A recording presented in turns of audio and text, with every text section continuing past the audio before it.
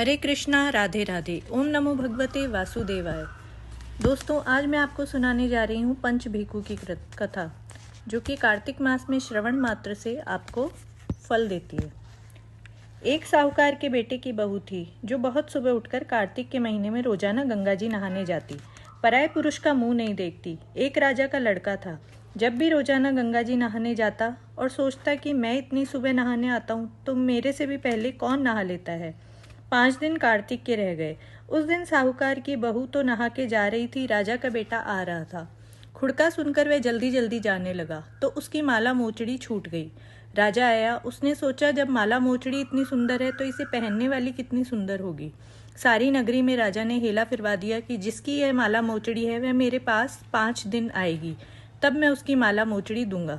साहूकार के बेटे की बहू ने कहलवा दिया कि मैं 5 दिन आऊंगी, पर किसी को साख भरने के लिए बैठा दियो। राजा ने गंगा जी के बिछावन करके एक तोते को पिंजरे में टांग कर रख दिया। वह सुबह आई, पहली पेड़ी पर पैर रखा। वह बोली कि हे कातक ठाकुर, राय दामोदर, पांचू पांडु, छठो नारायण, भीषम राजा, उस पापी को नींद आ जाए। मैं सत की हूं तो मेरा सत रखना। राजा को नींद आ गई। वह नहा धोकर जाने लगी तो तोते से बोली, सुआ सुआ सूपटा, गल घालूंगी हार, साख भरिए मेरा वीरा। सुआ बोला, कोई वीर भी साख भरता है? जब वह बोली कि सुआ सुआ सूपटा, पग घालूंगी नेवर, साख भरिए मेरा देवर। सुआ ने कहा, अच्छा भाभी, मैं साख भरूंगा। वह तो कहकर चली गई। राजा हड़बड़ाकर उठा। सुआ से पूछा कि सुआ सुआ वह आई थी, कैसी थी? सुआ बोला, आभा की सी बिजली, होली की सी झल, केला की सी कामनी, गुलाब का सा रंग। राजा ने सोचा कि कल मैं अपनी उंगली चीर कर बैठ जाऊंगा तो नींद नहीं आएगी। दूसरे दिन उंगली चीर के बैठ गया। वह आई, उसने वैसे ही प्रार्थना करी, बस उसको नींद आ गई। नहा के जाने लगी तो सुआ ने साख भरा दी। राजा ने उठते ही फिर सुआ से पूछा कि सुआ ने कल के जैसे ही जवाब दिया।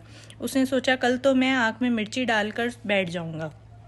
तीसरे दिन आँख में मिर्ची डालकर बैठ गया। सारी रात हाय हाय करके बिताई। वह आई, उसने वैसे ही प्रार्थना की। राजा को नींद आ गई। नहा के सुआ से साख भरा के चली गई। राजा ने सोचा, कल मैं कांटों की सेज पर सोऊंगा। चौथे दिन कांटों की सेज पर बैठकर हाय हाय करता रहा, पर जब वह आई तो उसको नींद आ गई। वह प्रार्थना करके नहा के सुआ से साख भरा के चली गई। 5वें दिन राजा आग जलाकर उसकी राख पर बैठ गया। वह उस आज भी मेरा सत रख दियो। राजा को नींद आ गई। उसने सुआ से साख भरा ली और कहा कि उस पापी से कह दियो, मेरे 5 दिन पूरे हो गए, अब मेरी माला मोचड़ी मेरे घर भेज देगा। राजा ने उठते ही सुआ से पूछा, वह आई थी क्या? सुआ बोला, आई थी, अपनी माला मोचड़ी मंगाई है। थोड़े दिन बाद राजा के कोढ़ निकल आए। त्राही त्राही पुकारने लगा। ब्राह्मण को बुलाकर पूछा कि सारे शरीर में जलन कैसे लग गई? ब्राह्मण बोला, यह कोई पतिव्रता स्त्री का पाप धरा है जिससे लगी है।